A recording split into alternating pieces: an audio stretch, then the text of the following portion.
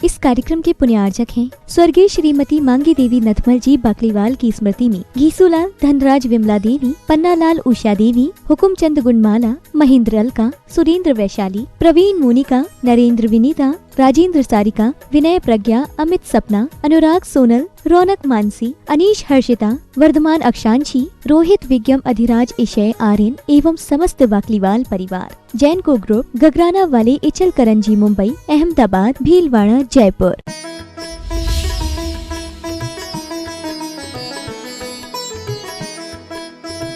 जैन परंपरा में गृहस्थों को व्रती बनने का विधान है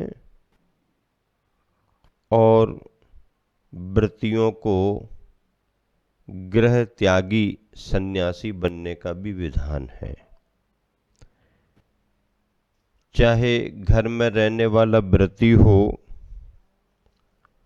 और चाहे गृह त्यागी सन्यासी हो, दोनों के लिए अंत में संलेखना धारण करना पड़ती है।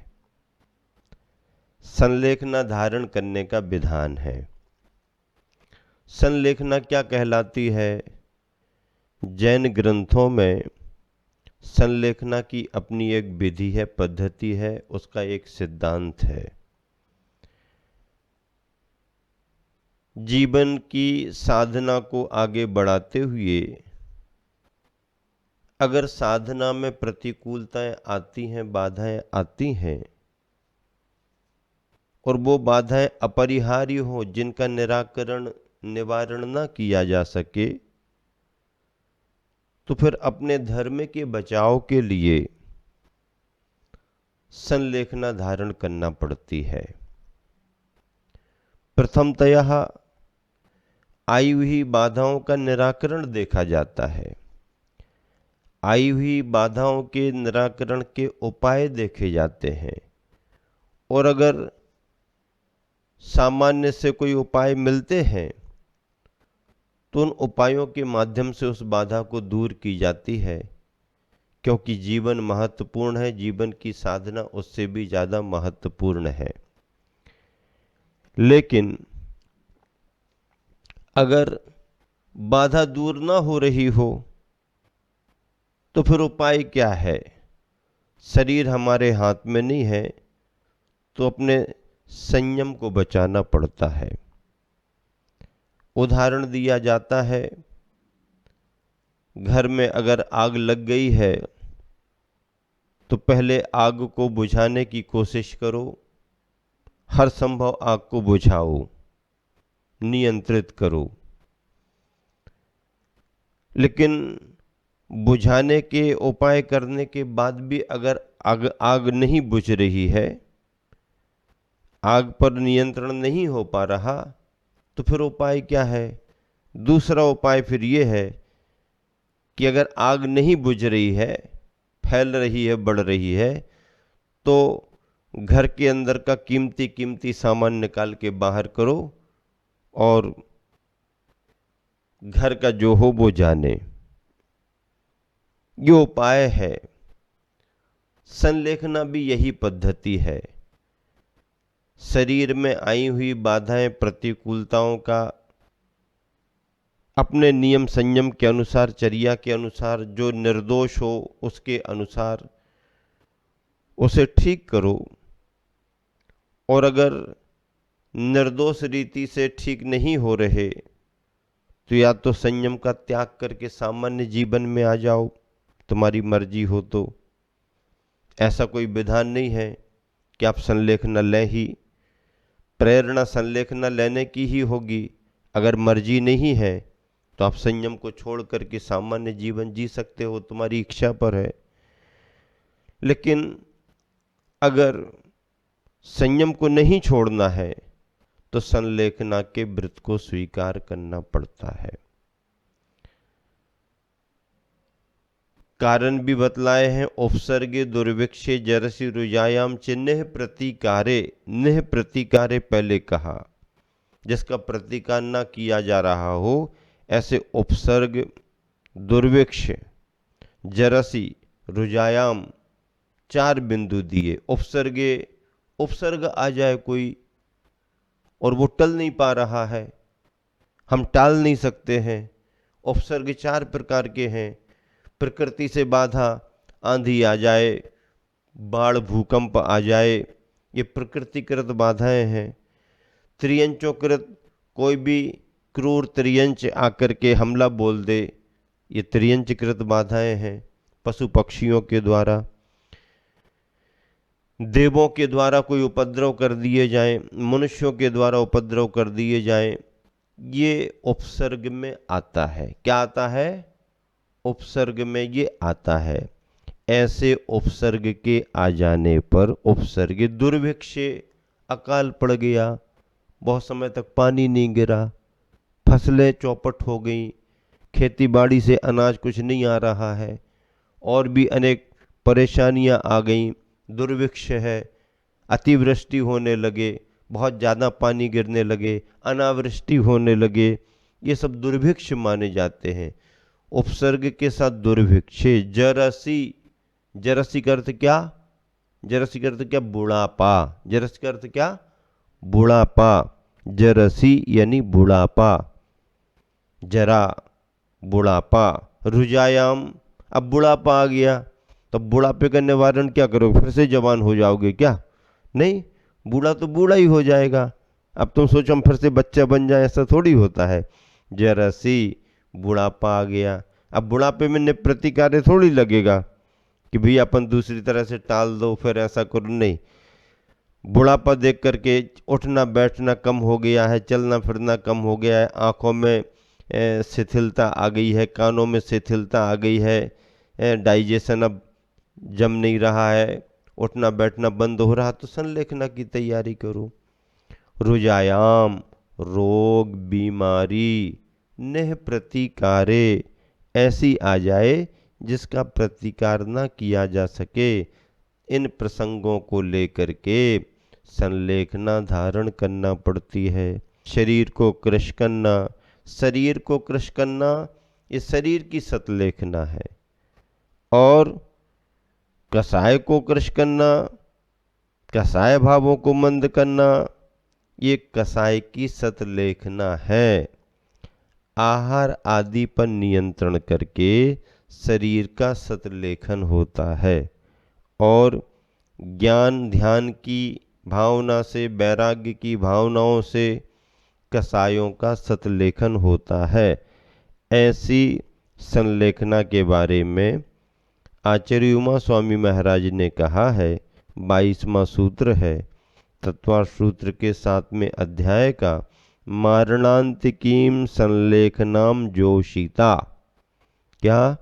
मारणांतिकीम संलेखनाम जोशिता, वह व्रती मरण के समय संलेखना का प्रीति पूर्वक सेवन करने वाला होता है। अर्थात वह व्रती मरण के समय संलेखना को उत्साह पूर्वक स्वीकार करने वाला होता है। हाँ, जो भी व्रती बना है वह व्रती मरण के समय को निकट जान करके उत्साह पूर्वक, मन में उत्साह रखते हुए संलेखना को स्वीकार करता है। हाँ, शरीर को कृश करना आसान बात नहीं है। महीने 2 महीने के अभ्यास से शरीर कृश नहीं होता है, बरसों लग जाती हैं। संलेखना की विधि पूर्ण करने के लिए 12 वर्ष का विधान है, 4-4 बरस की साधना है। ये सब भी है। आहार पानी में परिवर्तन करना पड़ता है। गरिष्ठ और पौष्टिक सामग्रियों का धीरे धीरे त्याग करते हुए सामान्य भोजन, फिर भोजन छोड़ करके दूध पानी, दूध छोड़ के छाछ वगैरह, निविकृति, पानी पानी अकेला, इस तरीके से शरीर नियंत्रित होता है। शरीर में कोई बाधाएं नहीं आती हैं और शरीर धीरे धीरे धीरे धीरे नियंत्रित होता है। इस तरह से व्रतीजन मरण का समय जान करके उत्साह पूर्वक संलेखना के व्रत को स्वीकार करते हैं। पश्चिम संलेहना मरणम, पश्चिम संलेहना मरणम का अर्थ यह है कि आखिरी में संलेखना पूर्वक मरण करना चाहिए। व्रतियों के लिए, महाव्रतियों के लिए प्रेरणा दी गई है। तो ऐसे व्रतियों के लिए संलेखना मरण का जो विधान है वह विधान बड़ा महत्वपूर्ण है।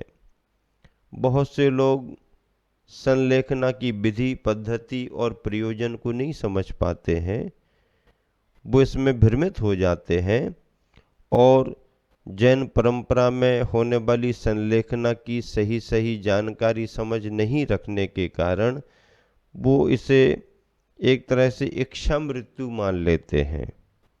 हाँ, इच्छा मृत्यु मान लेते हैं, अथवा इसे एक तरह से सुसाइड, आत्महत्या ही मान लेते हैं कि ये तो मरने का संकल्प लेकर के बैठ गए हैं। मरने का संकल्प लेकर के नहीं बैठे हैं, अधिक जीने का भी संकल्प लेकर के नहीं बैठे और मरने का संकल्प लेकर के भी नहीं बैठे। हम तो अपने संयम को साधने के लिए शरीर को तदनुरूप ढाल रहे हैं। संयम साधते हुए शरीर अधिक जीना चाहे तो जिए, जल्दी मरण की कोई इच्छा नहीं है।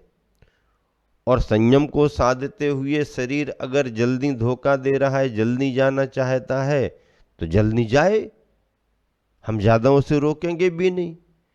रोकने का मोह भी नहीं है और त्यागने की कोई जल्दी आकुलता भी नहीं है।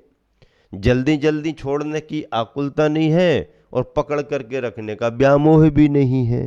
इसी का नाम तो संलेखना है। लाखों वर्षों तक जीवूं या मृत्यु आज ही आ जावे,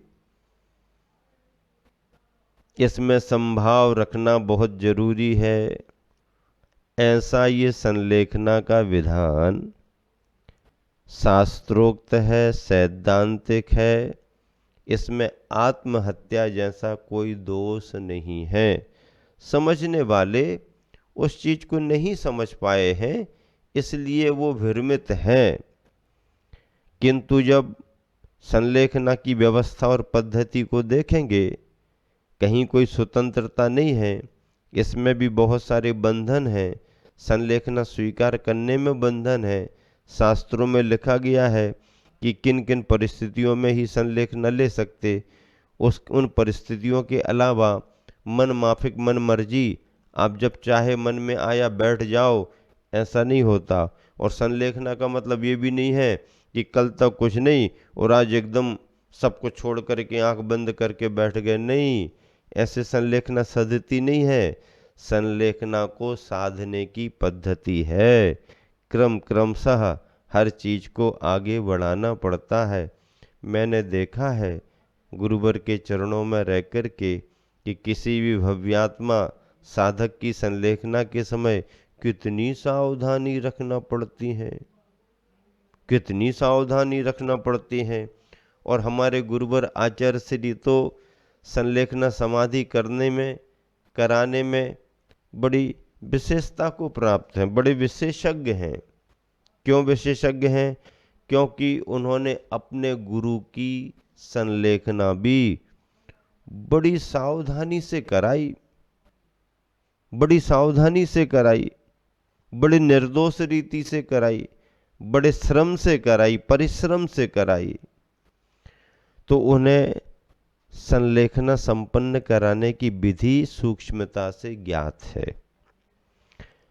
अनेक पिच्छीधारियों की संलेखना संपन्न कराई, अनेक दशम प्रतिमाधारी ब्रह्मचारी भाइयों की संलेखना संपन्न कराई, मार्गदर्शन दिए, निर्देशन में रखा।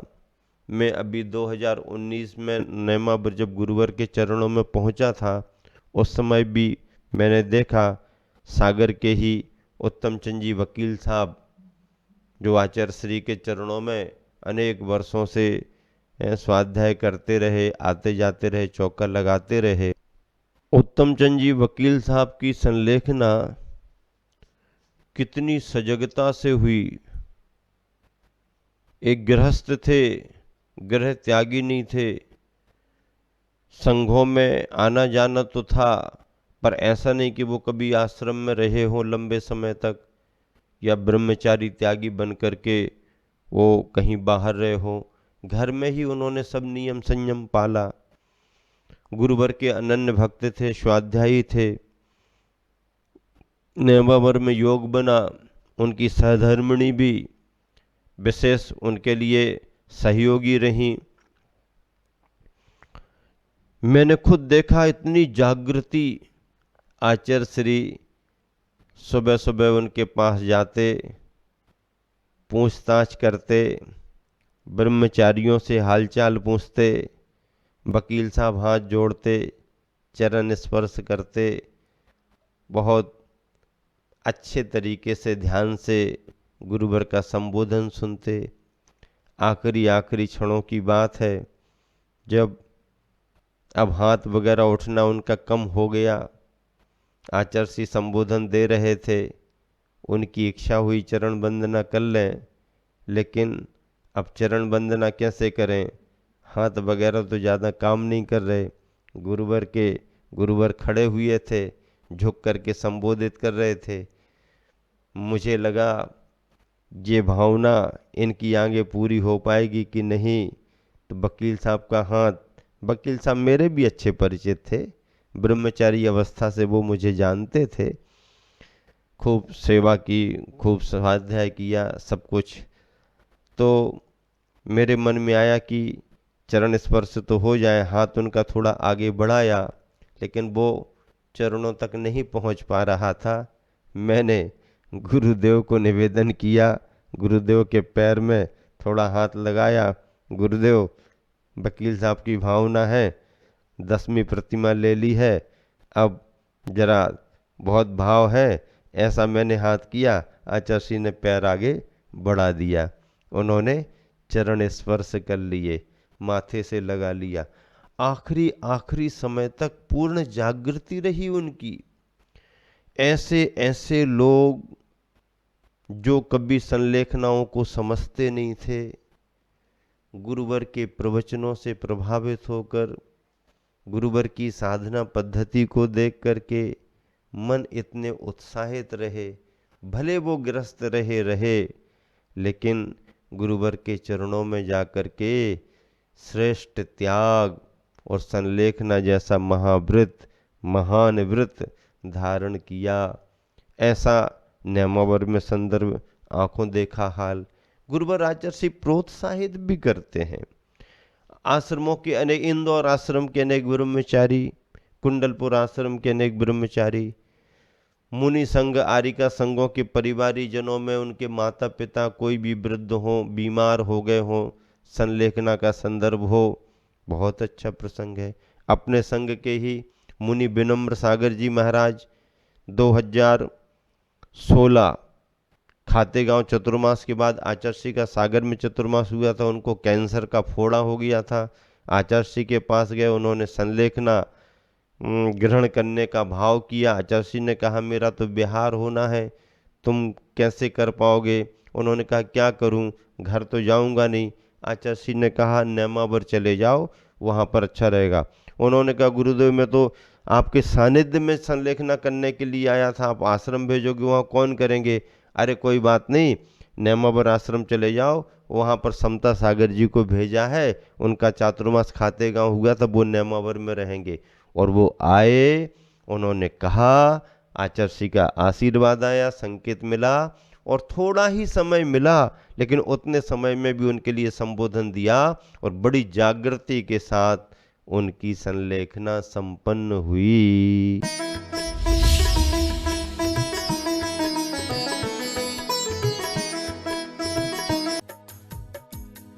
इस कार्यक्रम के पुण्यार्चक थे स्वर्गीय श्रीमती मांगी देवी नथमल जी बाकलीवाल की स्मृति में घीसूलाल, धनराज विमला देवी, पन्नालाल उषा देवी, हुकुमचंद गुणमाला, महेंद्र अलका, सुरेंद्र वैशाली, प्रवीण मोनिका, नरेंद्र विनीता, राजेंद्र सारिका, विनय प्रज्ञा, अमित सपना, अनुराग सोनल, रौनक मानसी, अनीश हर्षिता, वर्धमान अक्षांशी, रोहित विज्ञम, अधिराज इशय, आर्यन एवं समस्त बाकलीवाल परिवार। जैन को ग्रुप, गगराना वाले, इचल करंजी, मुंबई, अहमदाबाद, भीलवाड़ा, जयपुर।